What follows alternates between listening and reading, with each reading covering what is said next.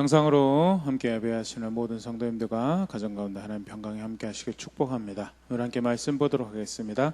다니엘 1장 8절에서 9절 말씀입니다. 다니엘 1장 8절에서 9절 말씀, 우리 한 목소리로 함께 읽겠습니다. 다니엘은 뜻을 정하여 왕의 음식과 그가 마시는 포도주로 자기를 더럽히지 아니하리라 하고 자기를 더럽히지 아니하도록 환관장에게 구하니 하나님이 다니엘로 하여금 환관장에게 은혜와 긍휼을 얻게 하신지라. 아멘.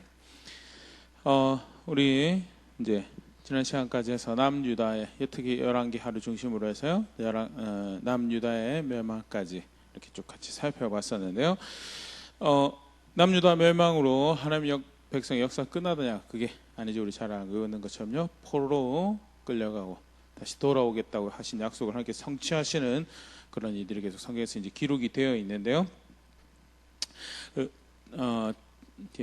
우리 오늘 살펴보려고 한 다니엘은요, 그 남유다 멸망 이후에 포로로 잡혀갔던 그 시기에 하나님께서 하나님 백성 가운데 하셨던 일들에 대해서, 또 그들에게 주시는 말씀에 대해서 우리 살펴볼 수 있는 그런 성경 말씀이 되겠는데요. 다니엘 가지고 몇 주 동안 또 함께 또 그 시간 가운데, 포로 시간 가운데 하나님께서 하나님 백성 위로하고 격려하시고 세우시는 모습에 대해서 함께 살펴보도록 하겠습니다. 먼저 오늘 읽었던 다니엘의 배경이 되는, 이제 우리 지난주까지 살펴봤던 부분인데 같이 간략하게 다시 보면요, 예루살렘 멸망을 합니다. 예루살렘 주전 605년에 이제 역사적 세계사적으로 이 연도가 기록이나 이제 추정이 가능하고요. 무슨 일이 벌어졌느냐? 여호야김 왕 시대, 다니엘 1장 1절에서 2절이죠. 유다 왕 여호야김이 다스린 지 3년이 되는 해, 바벨론 왕 느부갓네살이 예루살렘에 이르러 성을 에워쌌더니 주께서 유다 왕 여호야김과 하나님의 전 그릇 얼마를 그의 손에 얹기심에 그가 그것을 가지고 신할 땅 자기 신들의 신전에 가져다가 그 신들의 보물 창고에 두었더라. 그래서 유다 왕 여호야김 시절에 바벨론이 1차 침공을 하죠. 1차 침공을 하고 이때 다니엘이 이제 포로로 끌려가게 됩니다. 좀 전에 읽었던 말씀처럼요, 이미 이때 하나님의 전이 이방인들을 짓밟혀요. 짓밟힘에도 불구하고 우리 지난주까지 살펴봤던 것처럼 돌이키지 못하죠.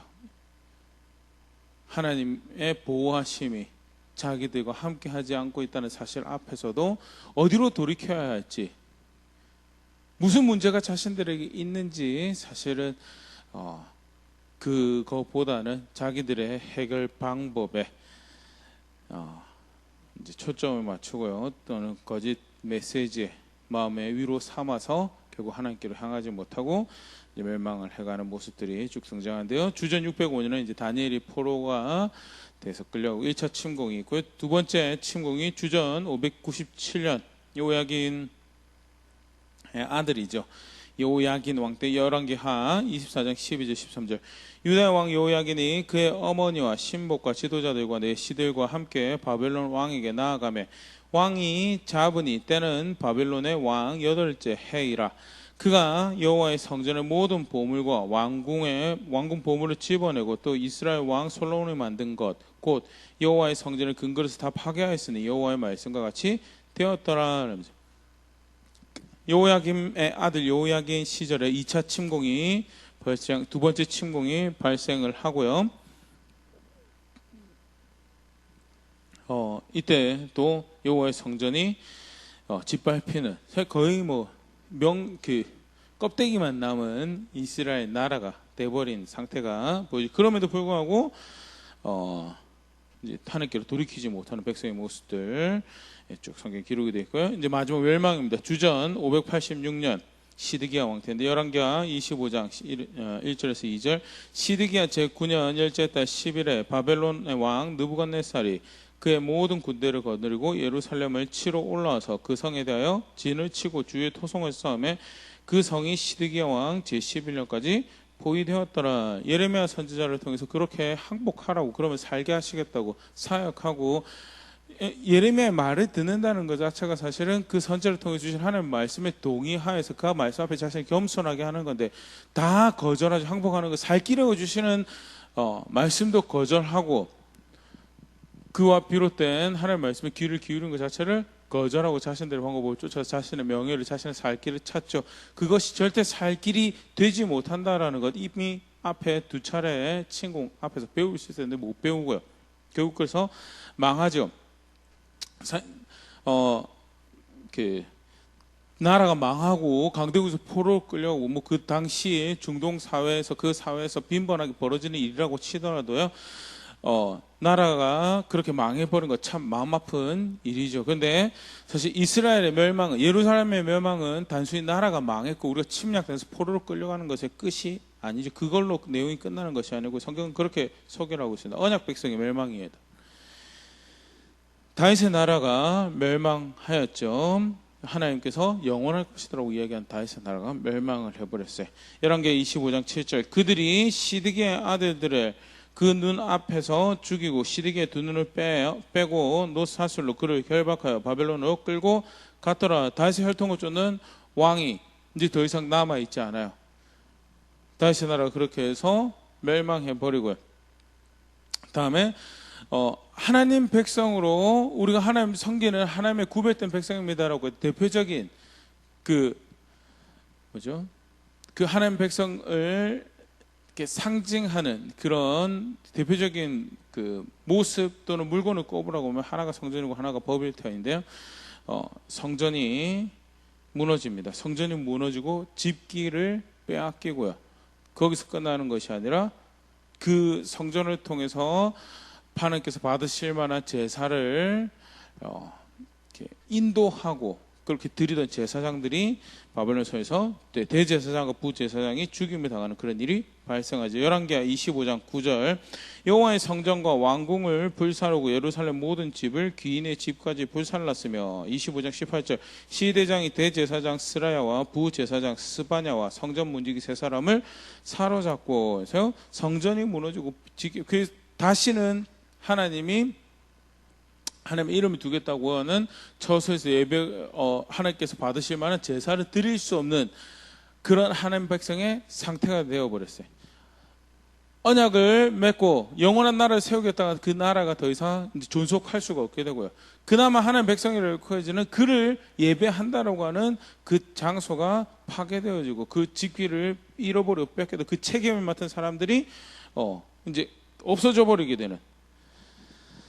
더불어서 성벽이 허물어지 열왕기 25장 10절 시위대장에게 속한 갈대 온 군대가 예루살렘 주위의 성벽을 헐었으며 이스라엘의 백성의 보호가 더 이상 없어요. 이게 이제 실제로 성벽이 없어졌는데요.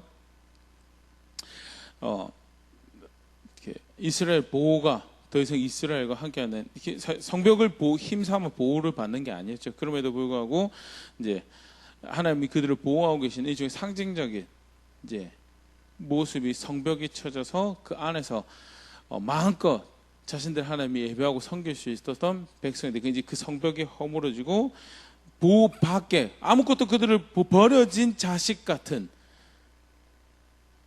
버려진 백성이 되어버린 상태가 지금 이스라엘 백성이죠. 하나님이 마음이 변해서 그들을 그게 아니죠. 백성이 하나님을 배신하였고 그래서 그들이 버려진 백성처럼 지금 이 망하게 되어버린 상태가 사실 의미하는 게 예루살렘의 멸망이죠.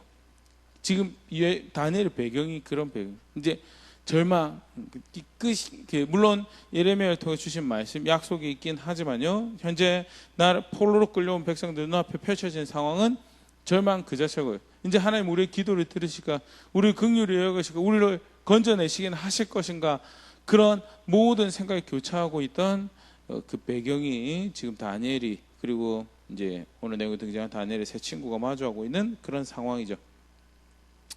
위기는 단순히 거기서만 끝난 거죠. 이 절망 같은 상황이 어떻게 또 이어지느냐. 다니엘이 포로로 끌려가는데요. 다니엘 1장 3절에서 5절 말씀을 보면요. 왕이 환관장 아스부나스에게 말하여 이스라엘 자손 중에서 왕족과 귀족 몇 사람 곧 흠이 없고 용모가 아름다우며 모든 지혜를 통찰하며 지식을 통달하며 학문에 익숙하여 왕궁에 설 만한 소년을 데려오게 하였고 그들에게 갈대아 사람의 학문과 언어를 가르치게 하였고 또 왕이 지정하여 그들에게 왕의 음식과 그가 마시는 포도주에서 날마다 쓸 것을 주어 3년을 기르게 하였으니 그 후에 그들은 왕 앞에 서게 될 것이더라.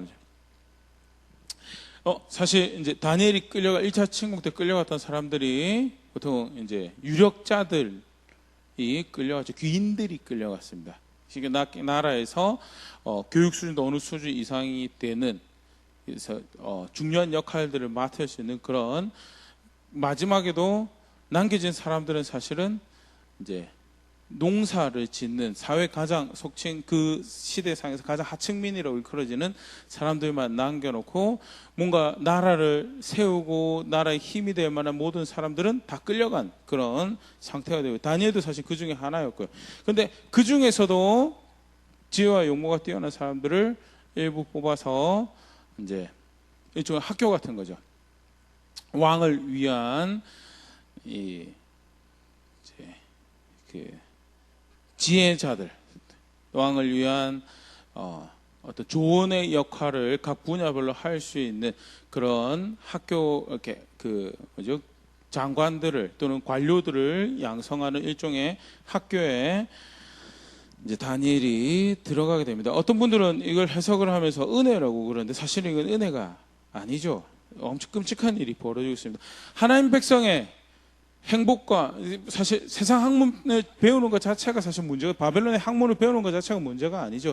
문제는 그 학문을 통해서 무엇이 주입되느냐, 그들의 성공관, 그들의 행복관. 성경에서 하나님 백성이 가지는 하나님을 존중하여서 그것이 행복의 기준이 되고, 하나님을 존중하여서 복을 얻게 되는 성공관, 그 하나님을 기준으로 한 그 세상 학문을 이해하는 철학 아니라 바벨론에서 학문을 주입하면서 그들의 바벨론 사람을 만드는, 바벨론 사회를 유지하고 바벨론 사회를 풍성하게 할 그런 세계관과 성공관과 그 철학에 입각한 인재를 양성하는 학교였고요.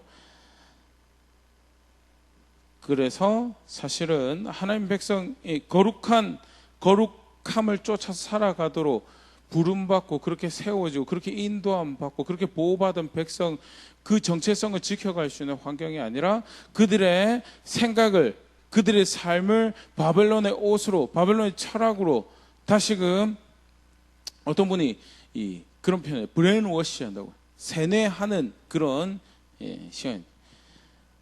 특별히 신명기 20장 30절 말씀을 비교해서 같이 보면, 너는 스스로 삼가 내 앞에서 멸망한 그들의 자취를 밟아 올무에 걸리지 말라. 또 그들의 신을 탐구하여 이르기를 이 민족들은 그 신들을 어떻게 섬겼는고 나도 그와 같이 하겠다 하지 말라. 아까 잠깐 얘기했지만 세상 학문 공부하지 말라라는 이야기가 절대 아니고요. 근데 세상 학문을 공부하면서 그들이 어떻게 그들의 복을 추구하는지, 어떻게 그들의 행복을 추구하는지, 그들의 성공을 그 학문 가지고 추구하는지에 대해서, 성경은 하나님 백성은 모든 복의 근원이, 모든 성공의 근원이, 모든 행복의 근원이 어디 있느냐? 하나님께 있고 하나님 말씀에 있는. 그래서 그 목적과 그 명령에 동의해서 살아가는 삶만이 행복과 성공을 추구하는 것인데, 그게 거룩함을 쫓아서 진정한 영원한 행복을 향하는 하나님 백성의 모습인데, 그게 아니라 각자 그들이 고민하고 개발해낸, 이렇게 하니까 더 잘 살게 된 거, 이렇게 하면 더 복을 받게, 이렇게 하면 더 성공하는 거, 이렇게 하면 더 유명해지는 것 같더라, 더 많이 가질 수 있는, 하나님을 제외한 성공과 행복을 쫓아가는 모습에 대해서, 그거에 대해서 탐구하고 이르기를, 그게 이제 신명기에서 그게 얼마나 위험한 건가에 대해서 하나님 백성에서. 그런데 지금 다니엘이 은혜를 누리고 있는 시간입니다. 정체성이, 하나님 백성으로서의 정체성이 희석되고요, 그들의 성공관과 그들의 행복관, 하나님을 중심으로 한 성공과 행복관이 희석되는 그런 상황에 놓여지게 된 것이 다니엘의 입장. 그게 보호받게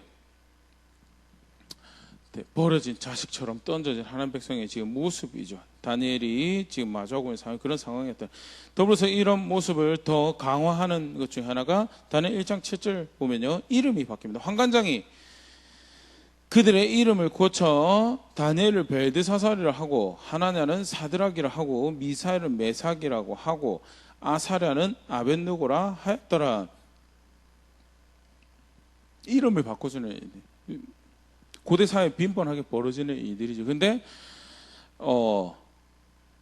하나님이 하나님의 목적을 쫓아서 하나님의 뜻을 쫓아서 그들의 이름 아브라함을 아브라함이라고 한 것처럼 그렇게 이름 바꾸는, 야곱을 이스라엘이라고 하는 그거 말고 바벨론이 그들의 이름을 바꿨다라는 것은 하나님의 계획과 하나님의 목적과 상관없이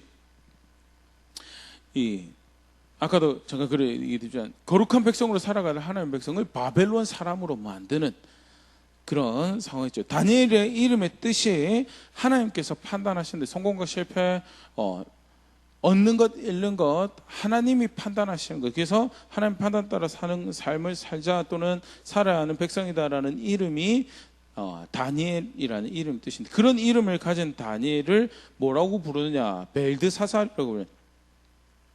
학자들 다 조금 의견이 다르긴 한데요. 가장 이렇게 유력한 이름 뜻이 벨이 그의 목숨을 보호한다라는 그런 뜻이라고 합니다. 여기서 벨은 바벨론 신의 이름이에요. 하나님이 하나님 주권을 인정하는 그런 사람으로 다니엘이라고 부름받는 사람을 뭐라고 부르고 있느냐? 벨드사살이고 바벨론의 신에 의해서 그의 목숨이 보호받는다는 그런 이름으로 불려지게 하고요. 보통 이제 사드락이라고 많이 하는데 하나냐, 여호와께서 은혜로우시다라는 뜻을 가진 이름인데요. 하나님의 은혜로우심을 인정하는 그런 이름인데, 그런 개인의 정체성이죠. 그런데 그것을 사드락이라고 부른다. 사드락은 또 다른 바벨론 시죠. 아쿠의 통치를, 아쿠의 명령이라는 통치 또는 명령이라는 이름인데요. 그 신의 통치 가운데, 신의 명령 가운데 살아간 존재, 뭐 이런 그런 뜻이겠죠. 하나님의 은혜로우신 하나님으로 해서 살아가는다는 정체성을, 이름을 가지고 있었는데 그것을 다른 신의 통치 가운데, 명령 가운데 살아간다라고 하는 이름으로 불려지게 됩니다. 미사엘, 메삭이라고 알고 있는데요. 미사엘은 하나님이 누구시냐라는 뜻의 이름이라고 합니다. 근데 쉽게 말해서 하나님이 어떠한 분이신가를 드러내고 나타내고 자랑하는 그런 이름의 정체성을 가지고 있는 그 사람이 아쿠가 누구시냐라는 이름으로 불리게 되는 것이 미사엘이 다른 이름, 바벨론의 이름으로 개명이 되는 거죠. 아사랴, 여호와께서 도우셨다. 하나님의 은혜를 인정하고 하나님의 인정하는 이름, 하나님 백성의 이름을 가지고 있었는데, 아벳느고 뜻이 뭐냐면 느보의 종이, 느보 역시 바벨론의 또 다른 신의 이름이라고 그렇게 하는데요. 하나님의 종으로, 하나님의 은혜로, 하나님의 도우심으로 살아간다라는 사람을 이제 느보의 종이라는 이름으로 바꿨다라는 것은요, 완전히 이들을 어떻게 보면 우리 식민지 시절을 생각하고 창시계명, 제 나름의 창시계명이라고 이름을 붙였는데, 바벨론에 속한 새로운 종족을 만들어내는 그 일들을 지금 벌이고 있는 게 지금 다니엘과 그 세 친구가 지금 마주하고 있는 상황이었고요. 그 외에도 이 4명만 이 학교에 들어왔을 거라고 생각했어요. 다른 유대인들도 있었을 것이고, 포로로 끌려간, 그뿐만 학교에 못 들어온 바벨론에 살아가는 다른 이스라엘 포로들, 유대 포로들이 있었겠죠. 그들이 마주하고 있는 상황이 하나님 백성으로 살아가는 것이 공격받고 하나님 백성으로 살아가는 것이 위협당하는, 그런데 그런 상황에서 오늘 본문 요절 우리 함께 읽었던 말씀, 다니엘이 뜻을 정합니다. 1장 8절에 다시 보면요, 다니엘은 뜻을 정하여 왕의 음식과 그가 마시는 포도주로 자기를 더럽히지 아니하리라고 자기를 더럽히지 아니하도록 환관장에게 구하니. 먼저 다니엘이 뜻을 정합니다. 굉장히 능동적이고 적극적인 선택이죠. 그냥 기도만 하고 있지 않고요. 물론 어쩔 수 없어서 기도만 하고 해야 될 상황도 있죠. 그런데 사실은 정말 은혜를 구한다라는 것이 무엇인지를 오늘 다니엘의 어떻게 보면 이제 작은 에피소드죠. 이 이야기에서 하나님을 의지하는 건지 무엇인지를 이제 볼 수 있는 그런 장면으로 소개가 되고 있는데요. 능동적으로 뜻을 정해요. 내가 이렇게 해서는 안 되겠다라는 거. 예, 굉장히 이 뜻을 정한다는 표현이 여호수아 24장 15절 말씀하고 사실 유사한 그런 의미죠. 만일 여호와를 섬기는 것이 너에게 좋지 않게 보이거든 너희 조상들이 강 저쪽에서 섬기던 신들이든지 또는 너희가 거주하는 땅에 있는 아모리 족속의 신들이든지 너희가 섬길 자를 오늘 택하라. 오직 나와 내 집은 여호와를 섬기겠노라라고. 주변의 환경과 주변의 상황을 볼 때 여호와를 섬기는 것이 딱히 좋아 보이지 않으면 너희 이렇게 좋아 보이는 신 선택하라. 그런데 나와 오늘 우리 집은 여호와를 섬길 것이다라고. 주변의 상황은 다른 성공 쫓아가고 주변의 상황은 다른 철학적 만족을 쫓아가고 삶의 다른 만족들을 다른 복을 추구해 가요. 그런데 나는 그렇게 하지 않을 것이다. 그게 여기서 뜻을 정했다라는 것이 의미. 자기의 마음을 플레이스 위치했다라고. 어떤 표대나 또는 뜻을 정한 어떤 장소에 내 마음은 이러한 것을 하겠습니다라고 이제 결정하고. 무엇을 정했느냐? 먹는 것으로 자신을 더럽히지 않겠다라고.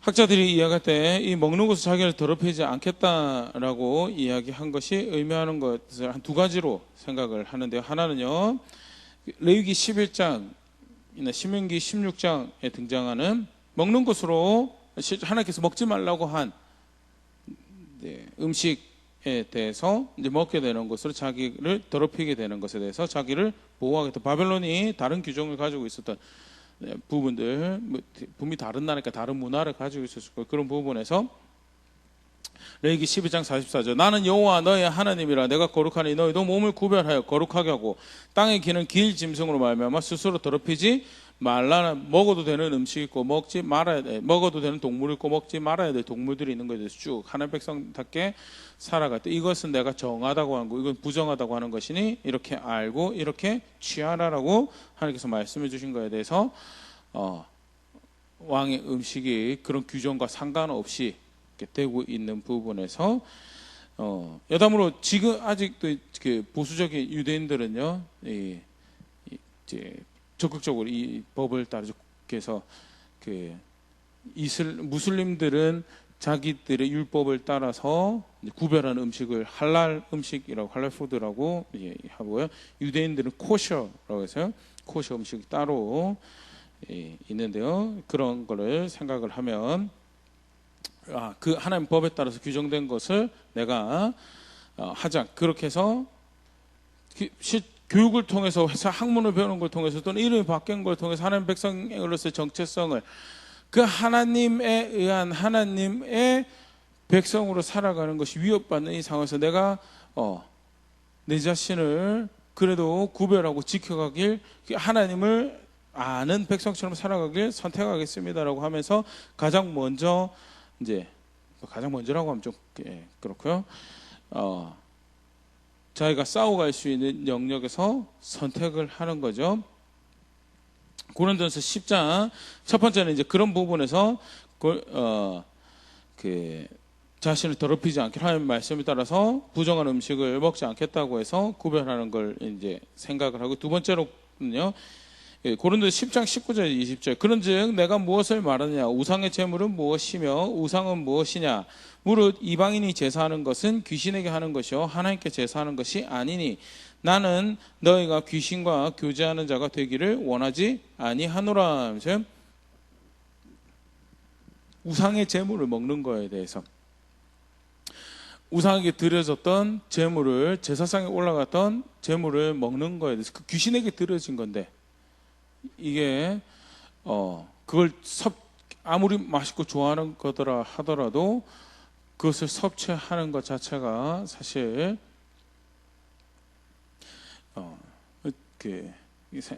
고린도 교회 보낸 편지의 상황에서는 그 제사를 지지하는 모습을 하나로 이렇게 바울이 여기죠. 그래서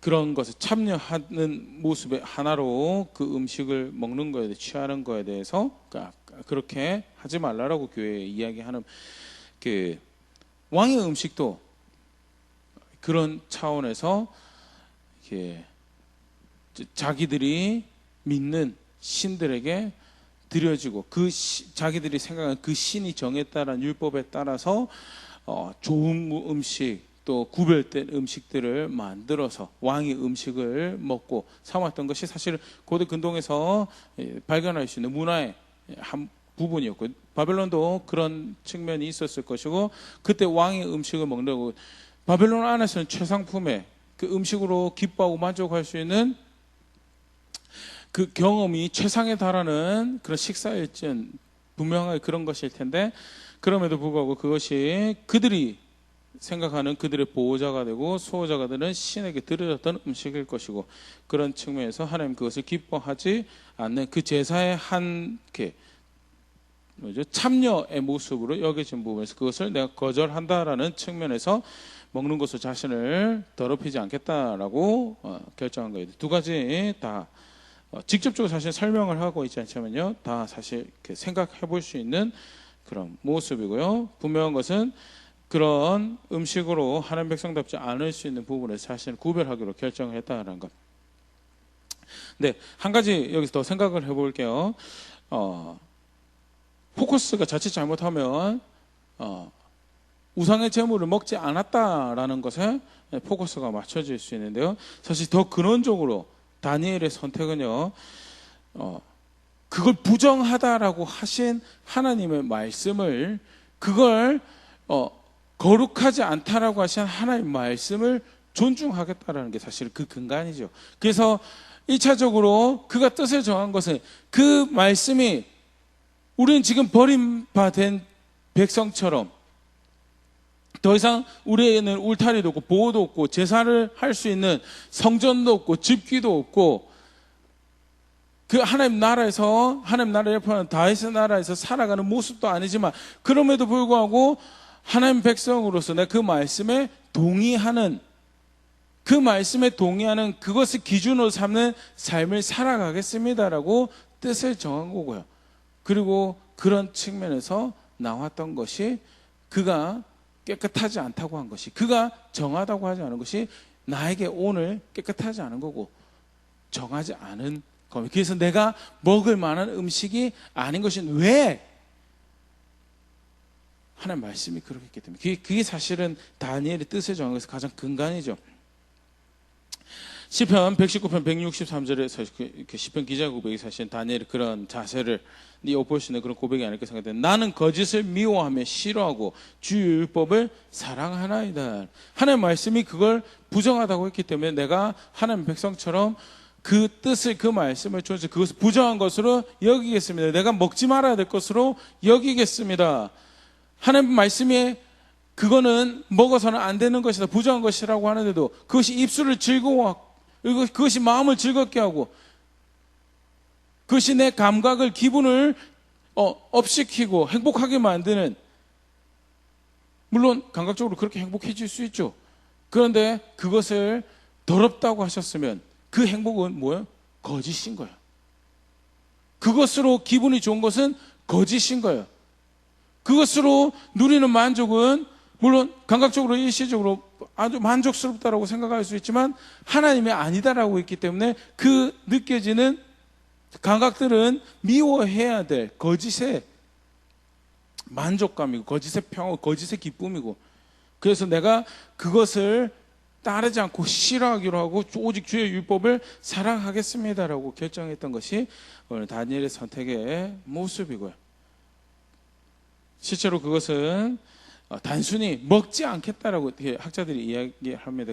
단순히 제의적인, 우상의 제물이니까 먹지 않겠습니다, 제의적인 고백을 의미한 표면적인 그런 모습이 있지만, 이것은 도덕적으로 그가 하나님 말씀을 존중하겠다라는 고백이 이렇게 포함된, 그것이 중심이 된 제의적 표현이지 그냥 껍데기로 우상의 제물이니까 먹지 않고 딴 건 자기 하고 싶은 대로 다 하는, 거짓으로 속이고 뭐 공부하는 데니까요 여러 가지 다른 유혹들이 벌어질 수도 있어요. 삶에서 단지 우상의 제물이니까 그거 먹지 않고 했다고 하면서 온갖 다른 거 자기 하고 싶은 거 다 하는 그런 다니엘의 상태를 이야기를 하는 것이 아니라, 도덕적으로 삶에서 무엇이 중심, 무엇이 기준인가를 보여주는 고백이고, 그것이 표면적으로 어떻게 드러났느냐, 나는 우상의 제물이니까, 또는 하나님께서 기뻐하시지 않은 음식들이니까 먹지 않겠습니다라고 결정한 모습으로 이렇게 설명을 하고 있고요.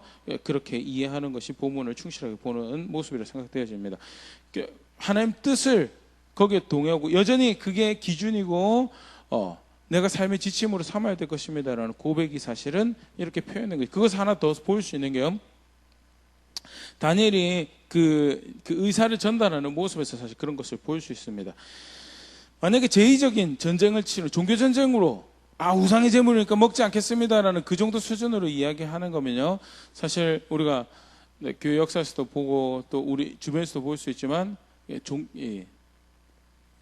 된다 안 된다의 문제로 종교 전쟁을 치를 수 있는 모습이 굉장히 무례한 것을 선택할 수 있는, 또는 뭐죠? 십자군의 오해처럼 칼을 무기 삼아서 개종을 하는 그런 어리석은 전혀 성경적이지 않는 방법을, 그거는 복음을 전한 게 아니죠 사실. 근데 다니엘이 단순히 제의적인 요청으로 나 그거 우상제물과 먹지 않겠습니다라고 이야기한 게 아니라, 도덕적인 하나님 말씀을 기준으로 삼아서 그렇게 하겠다라는 것이 표현되어지는 부분이요, 이 일에 책임 있는, 자신에게 책임 있는 권위자에게 그가 요청을 합니다. 단순히 우상의 제물과 못 먹겠습니다 라고 이야기를 하는 게 아니고요, 요청을 해서 지혜롭게 그 권위자의 권위를 존중하면서 질서 안에서 요청을 해서 자기가 하나님 말씀을 존중하는 것을 이렇게 표현해가는 것을 이렇게 보일 수 있는데요. 뜻을 정해서 이제 우리 좀 전에 읽었던 다니엘 1장 8절에서 이제 환관장에게 구하죠. 그래서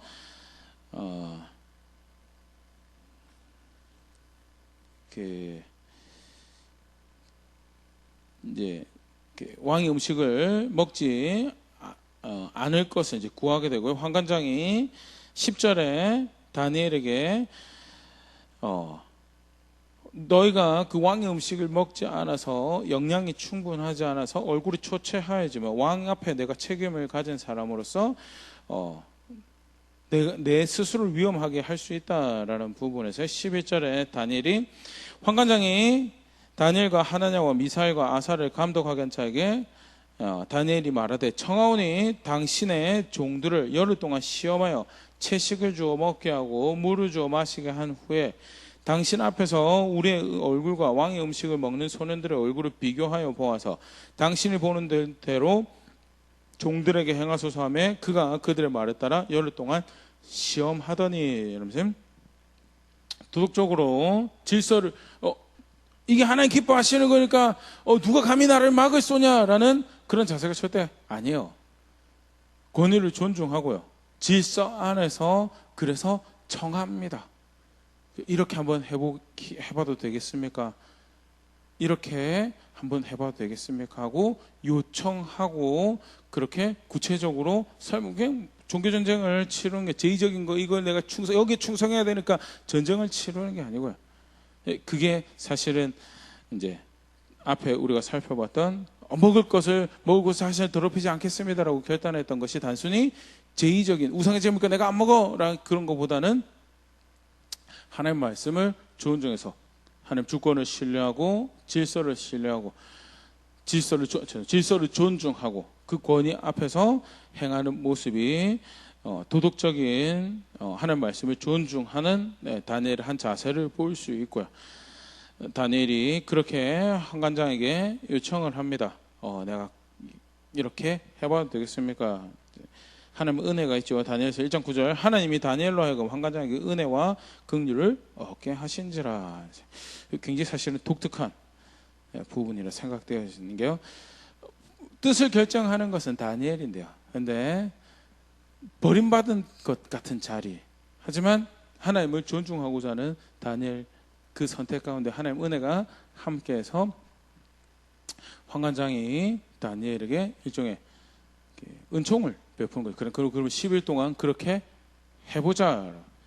그리고 10일이 지났을 때 다니엘 1장 15절 16절 열흘 후에 그들의 얼굴이 더욱 아름답고 살이 더욱 윤택하여 왕의 음식을 먹는 다른 소년들보다 더욱 좋아 보인지라. 그리하여 감독하는 자가 그들에게 지정된 음식과 마실 포도주를 제하고 채식을 주니라. 채식을 준다라는 표현을 봐서는요, 그 제사에 사용되어지는 고기로 나왔던 음식들을 이제 제하는 그런 모습이고요.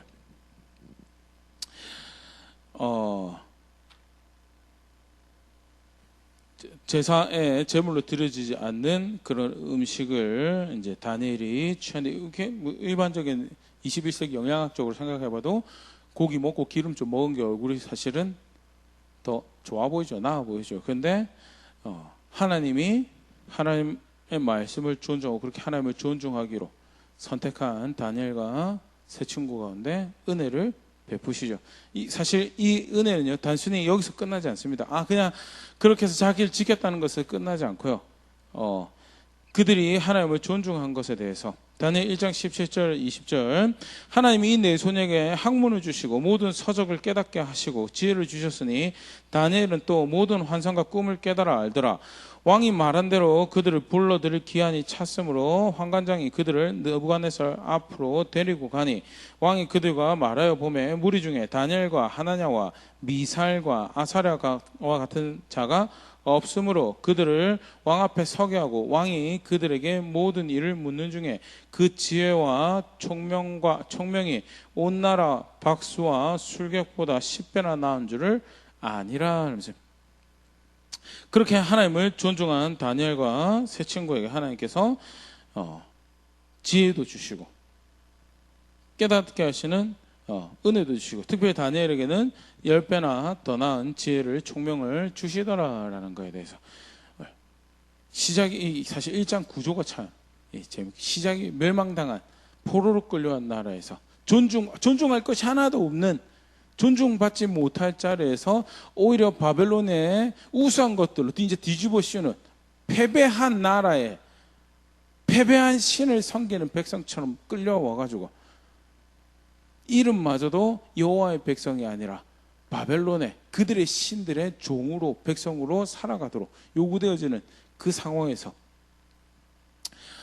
완전히 이제 대조가 될 만큼 하나님을 선택하겠다라고 뜻을 정하여 하는 말씀을 따라 스스로를 더럽히지 않겠다라고 결정한 그것을 중심으로 해서 모든 것이 역전이 되어버리는 그런 구조를 가지고 있는 것이 1장 구조고요. 사실 구조 안에서 강조가 되어지는 것이 뜻을 정해서 하나님 말씀에 동해서 살아간다고 한 것이 그게 핵심이죠. 여기 전하고 이야기하고자 하는 거고요. 그때 하나님 살아계셔서 버림받은 백성인 줄 알았는데 아니더라는, 절망 가운데 포로로 끌려서 아무런 희망이 없는 백성인 줄 알았는데 그 어느 누구도 누가 우리의 후원자가 되고 지원자가 되어지고 보호자가 될 것인가라고 할 때 아무도 없을 것 같은 그 시절에 시간에 아니다, 하나님이 그들의 보호가 되고 그들의 위로가 되고 그들의 하나님이 여전히 되시더라는.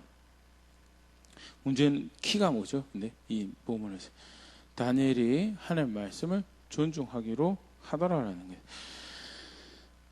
이 또한 사실은 하나님이 신명기에서 약속하셨던 말씀이 신명기 30장 1절 4절 말씀 보면 내가 너에게 진술한 모든 복과 저주가 너에게 임함으로 네가 너의 하나님 여호와로부터 쫓겨나간 모든 나라 가운데서 이 일이 마음에서 기억이 나거든.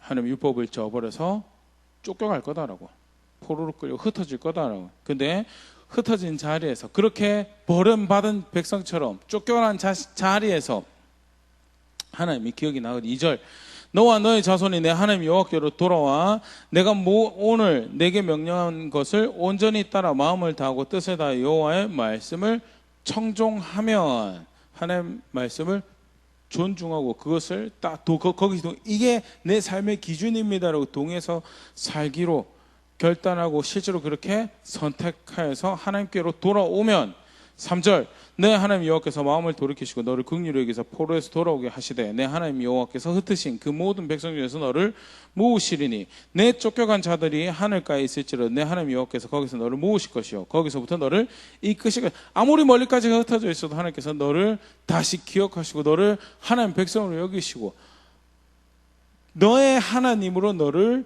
인도하셔서 다시 돌아서 살게 하실 거다라는 것이 신명기 3장에서 말씀하고 있는 하나님 약속이 하는 말씀이에요. 말 안 들어서 언약 파괴해서 배신해서 거역해서 죄에 있다라고 진노의 대상에 대해서 멸망돼서 쫓겨간 포로의 자리죠. 그럼에도 불구하고 하나님은 그들의 하나님으로서 그들을 긍휼히 여기시고 무엇보다도 사무엘상 2장 30절 하반절인데 나를 존중히 여긴 자는 내가 존중히 여기고 나를 멸시한 자를 내가 경멸하리라. 하나님을 존중하고 실제로 하나님을 존중하는 표시로 뜻을 정하여 굉장히 능동적이고 적극적이게 이거 해주시면 제가 하나님 어떻게 좀 잘 섬겨보겠습니다. 그게 아니죠. 네. 능동적이고 적극적으로 선택하여서 하나님 존중하기를 선택한 다니엘 하나님이 존중히 여기시더라라는 것. 1장에서 다시 작은 짧은 에피소드지만요. 성전도 없고 제사도 없고 제사할 집기도 없고 제사를 인도해 줄 제사장들도 제대로 없고 하나님 나라를 열표하는 다윗의 혈통 쫓은 리더도 없고 성벽도 없는 그런 상황이지만 하나님이 여전히 보호가 되시며 하나님이 구원이 되시며 포로 시간을 살아가는 하나님 백성에게 하나님이 다니엘의 이야기를 통해서 다시 도전하시죠.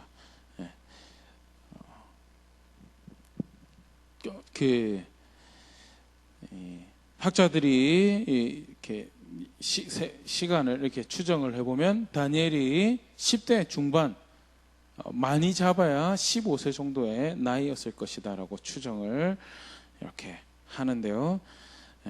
한편으로는 굉장히 놀라운 나이에 많고 적으면 핑계가 되지 않는 그런 다니엘의 모습도 다시 보게 되고 특별히 이제 자녀를 가진 입장에서 우리의 자녀가 무엇을 모델로 어떤 방향으로 성장을 해야 될까에 대해서 사실 우리가 지금 살고 있는 이 시대가 우리 나라가 바벨론 같은 나라지. 사실 남유다 망하고 난 다음에요 단 한 번도 하나님 백성의 나라라는 나라가 세워진 적이 없죠. 하나님을 중심으로 해서 하나님 나라의 법으로 이렇게 존중되어지는 현재 지금 세워진 이스라엘 나라도요. 역사를 조금 이렇게 관심 있어 하시는 분들은 잘 아시겠지만 요즘은 잘 모르겠어요. 근데 미국을 등에 업고 있긴 하지만 이스라엘의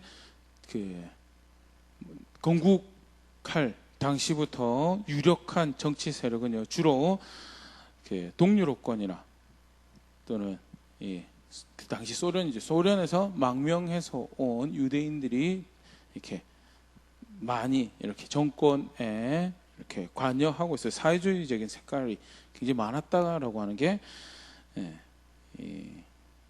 세계 역사에서 이제 살펴보는 이스라엘의 모습이고 지금도 물론 나름 아브라함의 후손이라는 정체성을 가지고 있지만 정치적인 나라지 그 이전에 다윗의 나라 같은 하나님의 법 또는 하나님 나라의 나라가 세워지지 않고 다 사실은 바벨론 시대에 살아가고 있는 거죠.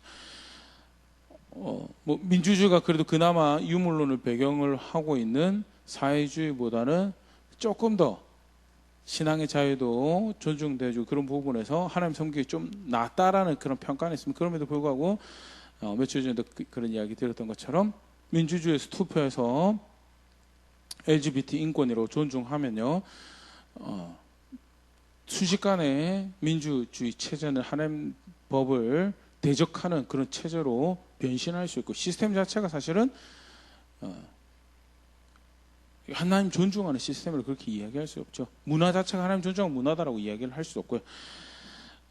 그런 식으로 치면요, 우리 모두 바벨론 시대에 지금 살아가고 있는 하나님 백성들이죠. 그러기에 오늘 다니엘의 말씀은요, 더더욱 신앙을 가지고 있다면, 하나님을 안다면 무엇이 정말 하나님을 아는 백성처럼 살아가는 것인지, 또 그랬을 경우에 하나님이 어떻게 그들이 하나님 되시는가에 대해서 너무나 잘 보여주고 있는 그런 말씀이라 생각되어지고, 특별히 그런 시간을 함께 살아가다 우리 자녀들이 무엇으로 무장되어지고 무슨 선택을 할 수 있도록 성장을 해야 될 것인가에 대해서도 좋은 방향을 보여주고 있다고 생각을 하고요. 또 다른 측면에서 질병으로 쉽지 않은 2020년 지금 살아가고 있죠. 들려지는 뉴스는 조금 더 참고 견디고 힘들어야 된다는 이야기를 하고 있지, 전망이 밝아질 거라는 이야기를 하고 있지 않고요. 질병뿐만 아니라 경제적인 것도 아울러서 나아질 것을 쉽게 예측하기 어려운 그런 상황에 있는데, 어떤 한 분 함께 오늘 말씀해 보면 한 분 어떤 상황에 있는지는 제가 다 잘 알지는 못하지만요, 분명히 하나님 말씀에 그렇게 도전하고 있습니다. 벌거벗겨진 것처럼, 버림받은 자녀처럼 던져진 자리였지만, 하나님 의지할 때, 하나님 존중할 때 하나님 그를 존중하시더라라는, 그리고 그 하나님만이 유일한 소망이고 구원이 되시더라라는, 어떻게 보면 한 개인의 자그마한 삶의 모습이지만 하나님 절대 그 고백에 대해서 간과하지 않으시고, 하나님이 기꺼이 기쁨으로 그들의 하나님 되심을 나타내시더라. 문제는 뭐가 그 바벨론 시대에 살아가는 백성의 열쇠더냐는, 하나님 의지하고 하나님 존중하는 것. 그럼 뭐가 하나님 의지하는 거더냐는, 오늘 본문은요, 하나님 의지하는 게 단순히 기도하는 거라고 그렇게 가르치고 있지 않습니다. 미워해야 될 거 미워하고요, 싫어해야 될 거 싫어하고요. 특별히 우리 아까 시편 119편 기자의 고백으로 봤는데, 거짓, 하나님 말씀 말고 하나님 기준 기뻐하는 거 말고 여러 가지 다른 거짓들이 존재하죠. 순간순간 다른 기쁨들을, 즐거움들을, 만족들을 제공하는 그거, 근데 사실 하나님 말씀이 이까 것이 아니라면 다 사실 거짓이에요. 그 거짓을 미워하고 싫어하고 하나님 말씀 기뻐하는 것을 하나님 의지하는 게 온 다니엘이 보여주는 하나님을 의지하는 모습이고요. 그때 하나님이 백성이 하나님 되시더라라는 것, 말씀 앞에 다시 돌아볼 수 있으면 좋을 것 같습니다. 먼저는 위로와 격려를 말씀 앞에 함께 받을 수 있으면 좋을 것 같습니다. 어떠한 새까만 절망에도 하나님은 여전히 하나님이시고, 하나님을 존중하는 백성에게 그들의 하나님 되심을 나타내시기를 주저하지 않으시더라라는 사실, 오늘 또 다시 한 번 더 하나님 말씀을 존중하고 그 하나님을 나의 하나님 여기며 걸어가는 걸음이 실패가 아니겠구나라는, 그 길 끝이 절망이 아니겠고 또 다른 실패를 향해 걸어가는 자리가 아니겠구나라는 것, 다시 볼 수 있는 말씀이고, 더불어서 어딜 향해 걸어가야 돼, 어딜 향해 수고하고 어딜 향해 노력해 가야 되는가, 다시 도전해 볼 수 있으면 좋을 것 같고요.